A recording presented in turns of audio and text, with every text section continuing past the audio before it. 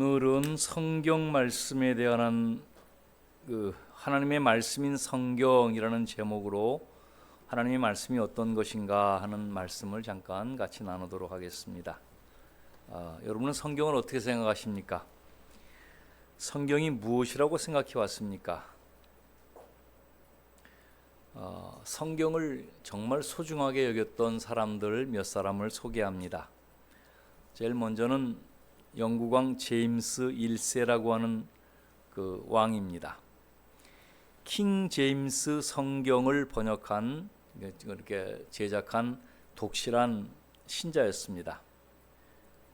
그의 통치 기간 중에 도둑이 들끓었던 때가 있습니다. 그래서 아주 작은 범죄에도 중형을 다스려라 하는 그런 명령을 내려가지고 온 나라를 이제 기강을 잡으려고 하는 때가 있었습니다. 한 번은 암스트롱이라고 하는 좀도둑이 이런 때에 물건을 훔치다가 잡혀서 사형 선고를 받았습니다. 작은 범죄도 크게 처형을 하겠다고 하는 시기였으니까 사형 선고를 받았습니다. 근데 이 암스트롱이 사형을 피하기 위해서 한 가지 묘안을 짜냈습니다. 그리고 간수를 불렀습니다. 나는 어차피 죽을 목숨이요, 마지막으로 죽기 전에 성경을 한번 읽고 싶소. 성경을 다 읽고 나서 죽을 테니까 왕에게, 임금에게 내 뜻을 전해주시오 그랬어요. 그러니까 제임스 왕은 성경을 좋아하는 사람이니까, 그래? 그러면 암스트롱이 성경을 한번 읽을 때까지 살려둬라. 그리고 읽고 나면은 그때 처형을 해라 그랬어요. 그랬는데 암스트롱이 그날부터 성경을 읽는데 하루에 한 절씩 읽기 시작합니다.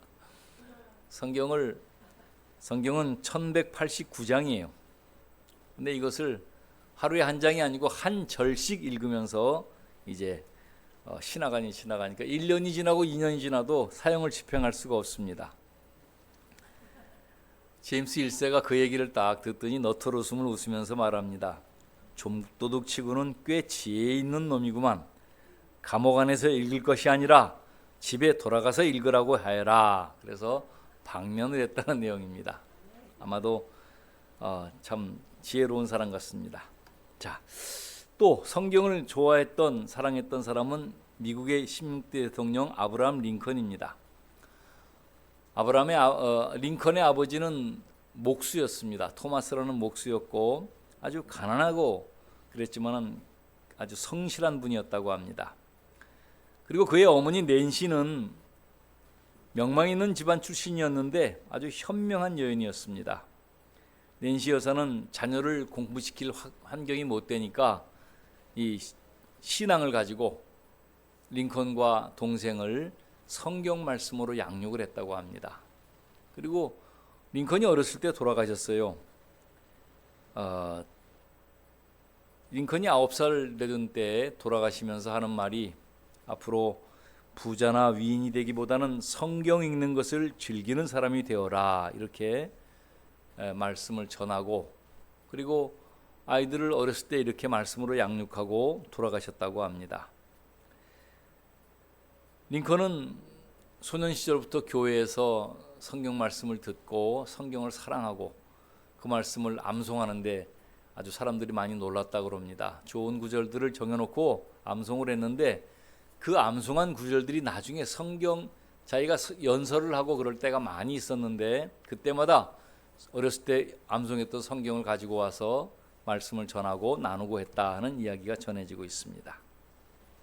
참 귀한 분이죠. 지금도 미국에서는 가장 존경하는 사람을 꼽으라고 그러면 1번이 아브라함 링컨이에요. 노예제도를 폐지하고 남북전쟁 후에 이렇게 하나님의 뜻을 준행하면서 섬겼던 이 어른을 지금도 가장 존경한다, 그렇게 알려져 있습니다. 또 성경을 사랑했던 사람은 백화점 왕 존 워너메이커라는 분입니다.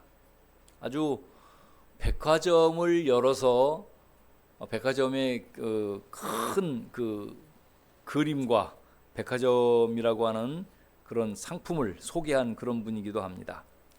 14살 때 점원으로 일하고 있을 때 유태인 주인이 죽으면서 워너메이커에게 전 재산을 물려주었습니다. 그래서 그때 이제 31세가 되던 1869년에 세계 최초로 거대한 백화점을 세웠습니다. 근데 이제 자기 사역을 다 마치고 아마 큰 일을 많이 했어요. 존 워너메이커가 어마어마한 일들을 많이 했는데 그분이 돌아가시면서 그런 말씀을 하세요.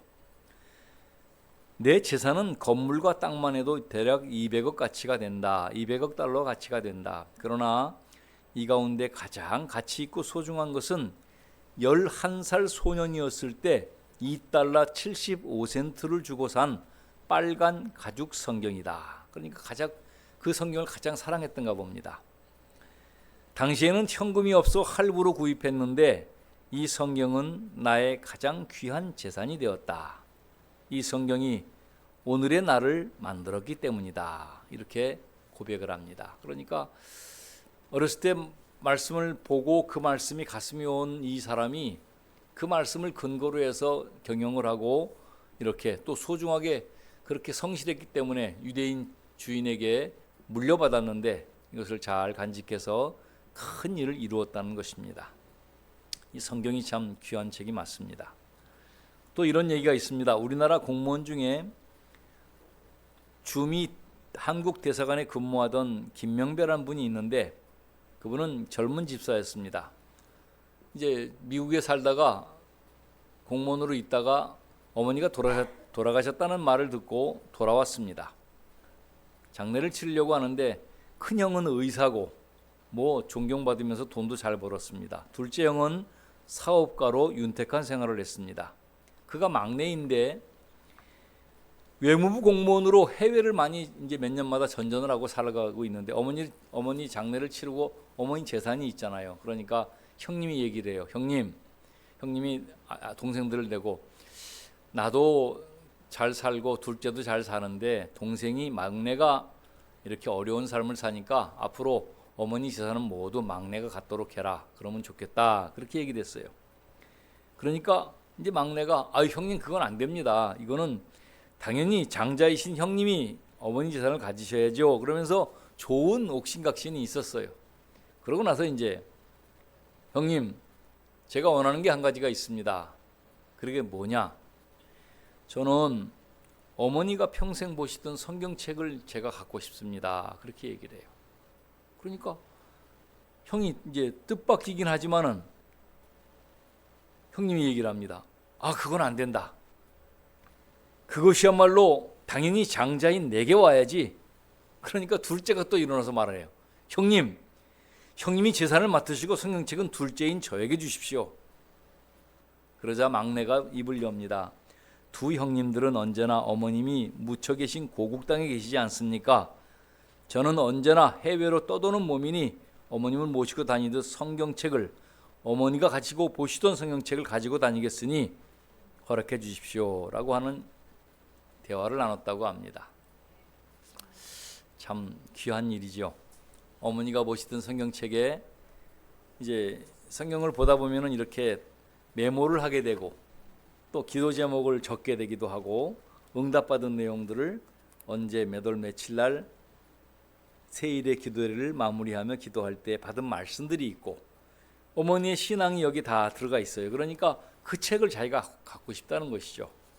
참으로 성경을 사랑하는 삼형제 같다는 생각을 합니다. 자, 여러분 성경을 얼마나 읽으십니까? 성경은 세계에서 가장 인기 있는 책입니다. 한 해에 5천만 권 정도가 이렇게 찍어진다고 하는데 우리나라에서도 한 700만 권 정도가 늘 찍어진다고 합니다. 그래서 우리가 보기도 하고 세상에 또 작은 나라들에 보내기도 하고 이렇게 해서 연간 우리나라에서만도 700만 권 정도를 이렇게 출판하고 있다고 합니다. 성경은 가장 비싼 책인데 가장 싸게 보급하는 책이라 이렇게 알려져 있습니다. 아주 옛날에는 13세기 인쇄줄이 발명되기 전에는 이게 필사를 해서 성경을 썼는데 성경 한 권이 한 2억 원 정도 됐답니다. 2억 원, 65파운드. 그런데 지금은 비싼 성경책인데 가장 많이 보급을 해서 싸게 세상에 나눠주고 있고 누구나 성경을 살 수가 있고 누구나 성경을 볼 수가 있습니다. 이 참 가장 인기 있는 책이고요. 베스트셀러입니다. 또한 성경은 가장 능력이 있는 책입니다. 불교의 경전인 8만 대장경, 8만 대장경이에요. 분량이 어마어마합니다. 유교의 사서삼경도 책이 두꺼운데 몇 권씩이나 있어요. 세익스피어, 영국의 문호 세익스피어 전집만 해도 수십 권이나 되는데, 근데 성경은 딱 한 권이에요. 이거는 그냥 뭐 더도 말고 덜도 말고 딱 한 권이에요. 근데 이 책이 읽는 사람마다 변화시키는 것이에요. 읽는 사람마다 사람이 변화되는 것이에요. 이 말씀을 의지하는 사람마다 변화가 되고 새로워지고 놀라운 역사를 이뤄가는 책이 바로 성경입니다. 그래서 이 성경을 사랑하는 사람들은 변화될 수밖에 없고, 이런저런 방황을 하다가도 성경 안에서 모든 것이 끝나는 것이에요. 물론 성경은 과학적인 책은 아니에요. 과학이 다 들어가 있어요. 그러나 과학책은 아니에요. 그러나 이 성경이 얼마나 좋은 책인지 모릅니다. 성경을 사랑하는 것이 성도들이 할 일들이고 그렇게 해왔습니다. 한 소년이 마음을 먹었어요. 내가 역사에 남을 훌륭한 업적을 남기고 싶다. 그래서 목사님에게 가서 물었습니다. 목사님, 내가 훌륭한 사람이 되려면 어떻게 해야 됩니까? 그랬더니 목사님이 소년에게 설명을 합니다. 그래, 하루가 24시간인데 내가 시키는 대로 1시간만 써라, 매일. 그러면 너는 훌륭한 사람이 될 것이다. 그랬어요. 알겠습니다. 내가 그렇게 하겠습니다. 어떻게 써야 됩니까? 1시간을. 그랬더니 그분이 말씀해요. 하루에 1시간을 내서 15분 기도를 해라. 15분 성경을 읽고 15분 다른 사람에게 하나님에 대한 이야기를 하고, 그리고 15분 사랑을 실천하라. 4가지죠. 15분 뭐라고요? 15분 기도하고 15분 성경을 읽고 15분은 하나님 얘기를 다른 사람한테 하라는 겁니다. 내가 믿는 하나님을 얘기하라는 거예요. 마지막 15분은 사랑을 실천하라는 겁니다. 이게 일주일에 한 번 한다고 그러면 쉬운데 매일 15분씩 1시간 한다고 그러면 이게 쉬운 일이 아니에요. 그런데 이 청년이, 이 아이가 알겠습니다. 그렇게 하겠습니다 하고 바로 행동으로 옮겼습니다. 그러고 나서 그분이 전 세계를 누비는 아주 귀한 사역자가 됐습니다. 빌리 썬데이라고 하는 세계적인 부흥사 그분이 되었다 하고 이야기합니다. 청소년기에 스승을 잘 만나는 것은 참 귀한 일이에요. 그 꽃동산 교회 김종준 목사님이라고 이제 은퇴하셨는데, 그분이 지금도 어린아이 캠프를 해요. 어린아이들을 위한 겨울 캠프를 지금도 공문이 왔어요. 근데 그분이 이제 아이들을, 저도 우리 교회 아이들을 데리고 꽃동산 캠프에 몇 번 참석을 한 적이 있습니다. 근데 그분은 아이들을 사랑해서 하는 말이 한 가지예요. 어렸을 때 아이들에게 전도를 하면 한 사람을 구원하는 것과 함께 한 일생을 구원시킨다라고 얘기를 해요. 어렸을 때 예수를 믿게 하면 한 영혼 구원하는 것뿐만 아니고 한 사람의 일생을 구원한다는 거예요. 근데 그 말이 맞아요. 그렇잖아요. 그래서 이제 그 말씀이 참 귀하고, 그 김연중 목사님이 그래서 어린이 사역을 많이 하시고 지금도 한 70대 후반이신데 계속해서 어린이 사역을 하시는 것을 볼 수가 있습니다. 아무튼 어려서부터 성경을 본다는 것은 굉장히 귀한 기회고 은혜입니다. 옛날 소련에서 있었던 일이 있습니다. 어느 한 목사님이 기차를 타고 가다가 무신론자와 계속 이렇게 토론을 했어요. 무신론자는 하나님이 없다고 하고 목사님은 하나님 계시다고 막 토론을 하다가 성경책을 들고 얘기를 하는데, 무신론자가 성경책을 싹 뺏어갖고 창밖으로 던져버렸어요. 그럼 목사님 기차가 지나가고 있는데 어떻게 해요? 할 수 없이 그냥 이제 토론을 하고 마쳤어요. 그런데 몇 년 후에 목사님 사무실로 사람이 찾아왔어요. 누구십니까? 그랬더니 그분이 하시는 말씀이, 목사님 세례를 받고 싶어서 왔습니다. 그래요? 교회를 안 다니십니까? 교회가 없어서 다니지는 못합니다. 그렇지만 예수를 믿습니다. 나를 세례해 주십시오 라고 했어요. 그러고 나서 그분이 얘기를 쭉 들어보니까 몇 년 전에 아내와 같이 이렇게 농사를 하고 있는데 외인 기차가 지나가면서 책이 하나 던져지더라는 거예요. 그 책이 자기 발못에 떨어지더라는 거예요. 그래서 이게 무슨 일인가 하고 그 책을 읽었답니다. 그 책을 알고 읽다 보니까 예수를 믿게 됐고, 그리고 아내도 그렇고 가정이 예수를 믿었는데 세례 줄 사람이 없는 것이에요. 교회가 없는 것이에요. 그래서 수소문을 해갖고 왔는데 이 목사님에게 찾아왔다는 겁니다. 여러분, 이것은 그냥 있는 일이 아니고 충분히 있을 수 있는 일이고 그런 일들이 수없이 많이 있었어요. 예수 그리스도의 복음이 전파되면서 세계로 전파될 때도 그랬고 기독교 안에서 시작될 때도 그랬고 어마어마한 기적들이 일어났어요. 이런 말은 이것만 따로 모아놓은 그런 차트도 있고 이런 것만 따로 모아놓은 그 연구하는 그런 그룹도 있어요. 성경 말씀이 얼마나 위대한가를 지금도 나타내는 그런 그룹들이 있습니다. 얼마 전에 몇 년 전에 한 십수년이 됐습니다. 북한의 평양발 기차에서 사형리를 수백 건 화장실을 통해 살포했던 일이 있습니다. 그러니까 평양에서 이렇게 왔다 갔다 하는 중국으로 왔다 갔다 하는 그 화장실에서 사형리를 갖다 수백 건을 해서 이렇게 배포를 했다 그럽니다. 아마도 많이 걸리고 이제 정리가 됐겠지만은 그래도 그 열차에서 던진 성경 한 권이 그 사람들을 구원하고 구원했던 것처럼 사형리가 또 그런 일을 하고 있지 않겠나. 지금 이제 영화관에서는 아마 상영이 중단되었을 것 같은데 신의 사람이라는 영화가 있어요. 최근에 나온 영화예요. 신의 사람. 어떤 목사님 모임에 지난번에 갔더니 사모님이 한 분이 그러세요. 목사님 신의 사람 보셔야 됩니다. 그래요. 그래서 알겠습니다. 그리고 그 다음 주에 와서 주일날 가서 이제 영화관을 갔어요. 여기 가서 봤는데 간단한 내용은 이거예요.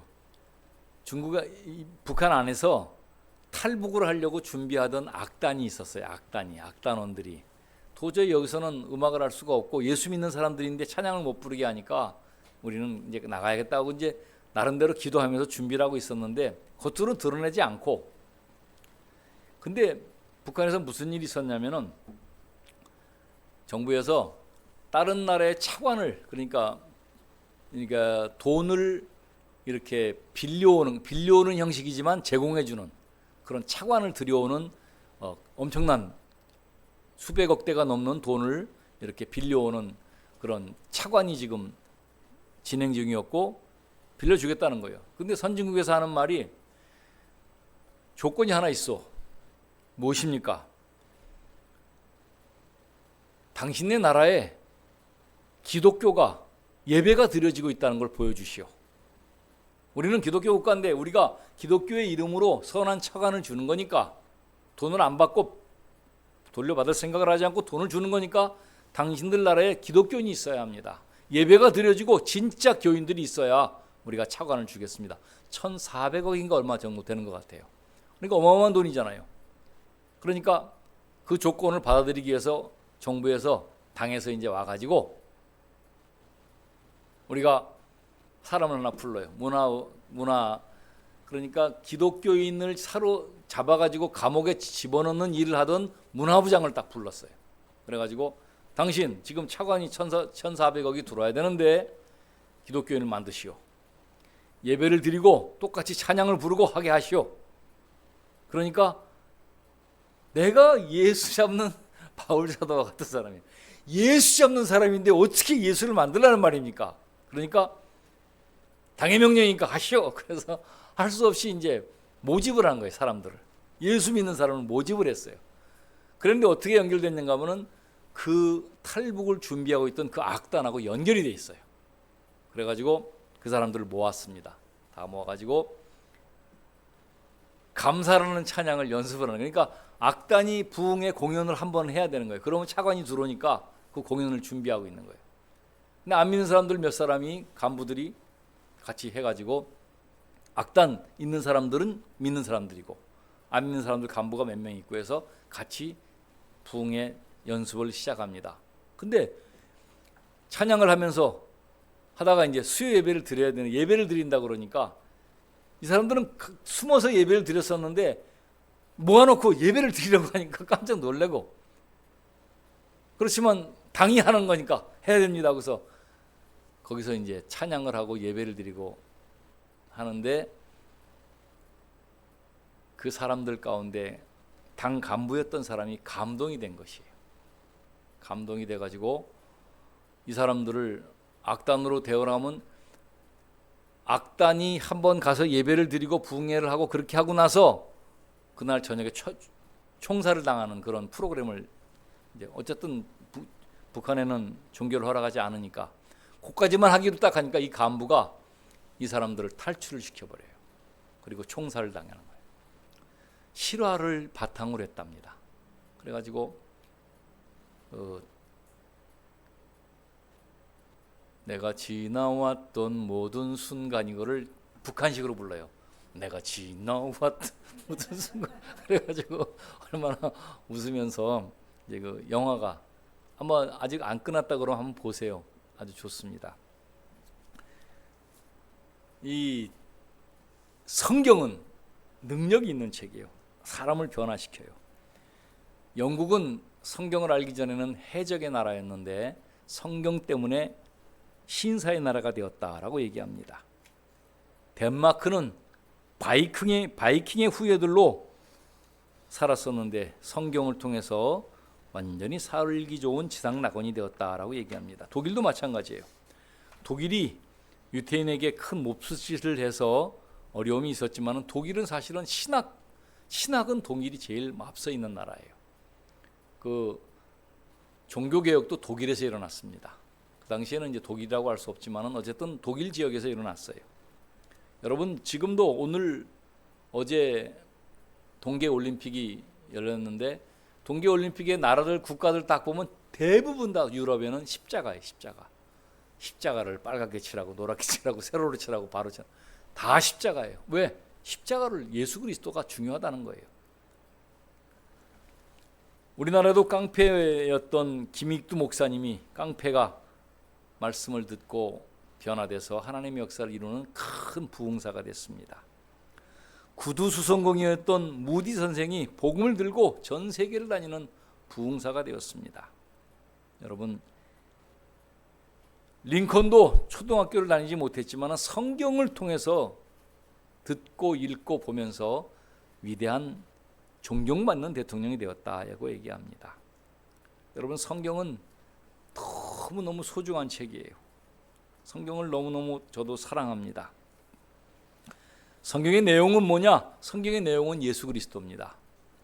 성경을 볼 때는요, 구약 성경을 볼 때는 앞으로 오실 예수님을 찾으면 돼요. 거기서.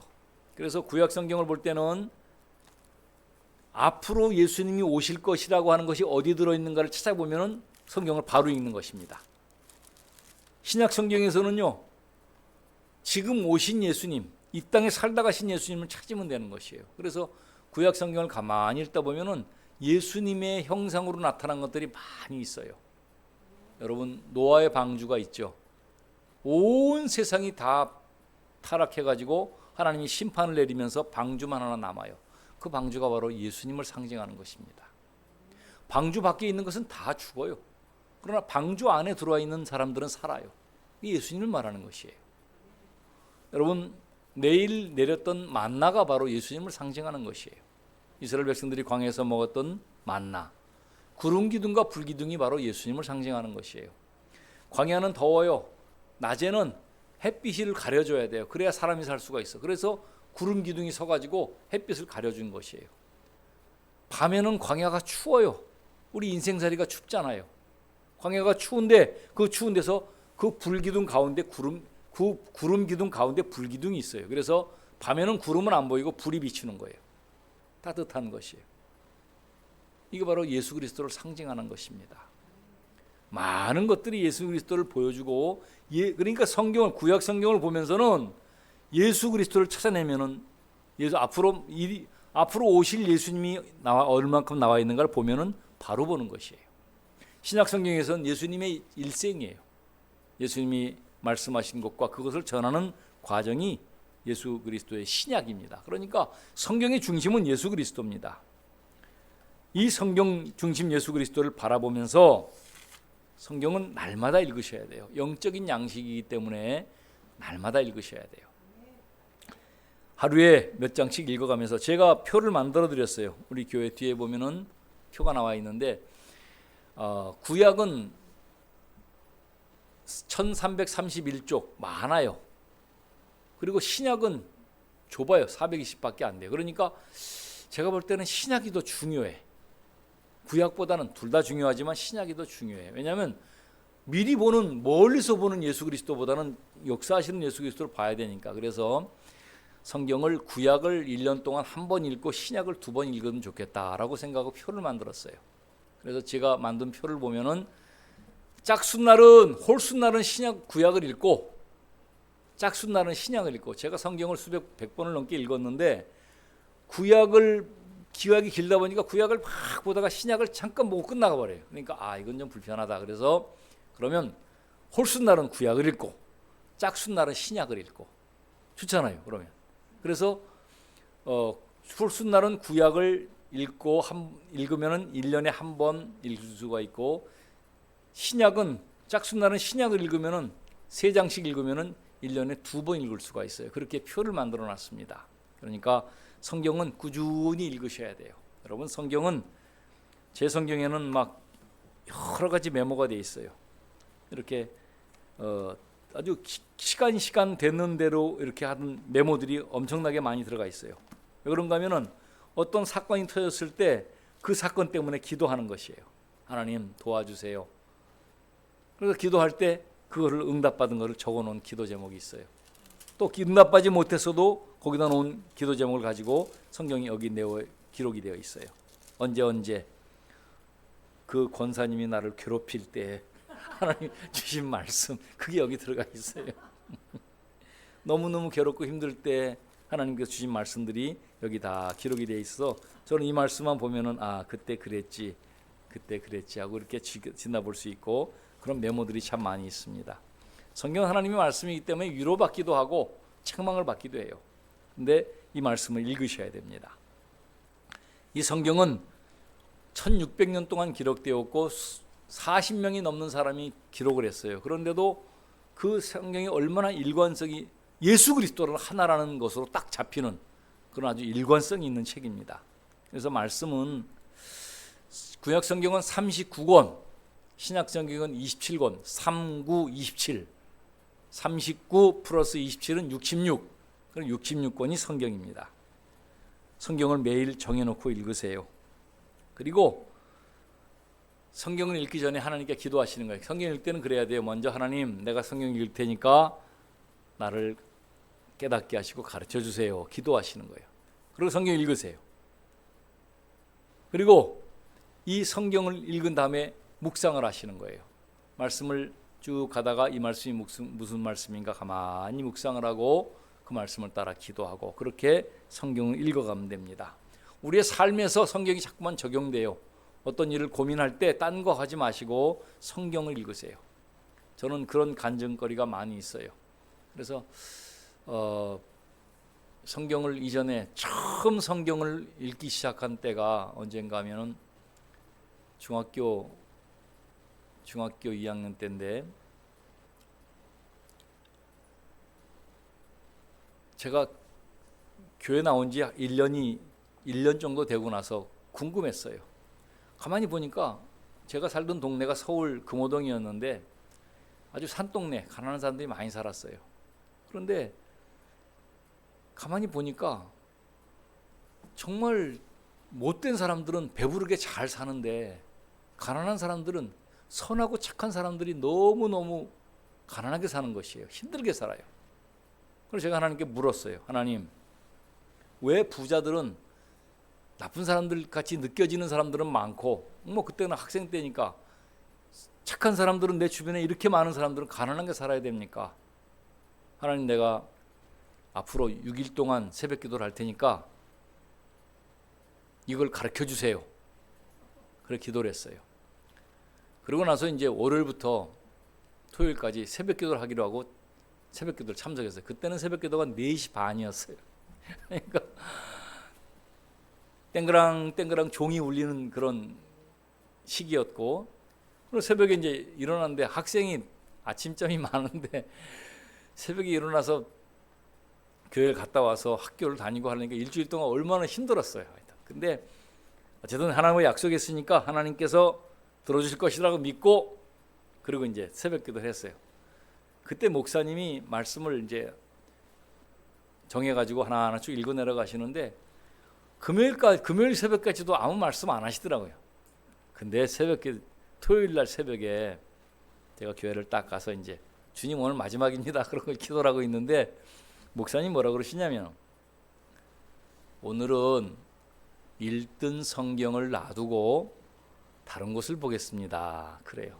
그런 분이 아닌데 오늘은 부자와 가난한 사람들의 이야기를 할 터인데, 가난한 사람들이 왜 착한 사람들이 가난하게 살고 부자가 잘 못되게 사는지를 말씀을 통해 보겠습니다. 그러면서 성경을 딱 펴고 말씀을 해주시는 거예요. 그래서 그때 제가 두 가지를 깨달았어요. 하나는 하나님이 응답하신다. 하나님께서 기도에 응답하신다는 걸 깨달았어요. 그때 제게 말씀을 전해주셨던 김경원 목사님은 LA에서 지금 돌아가셨어요.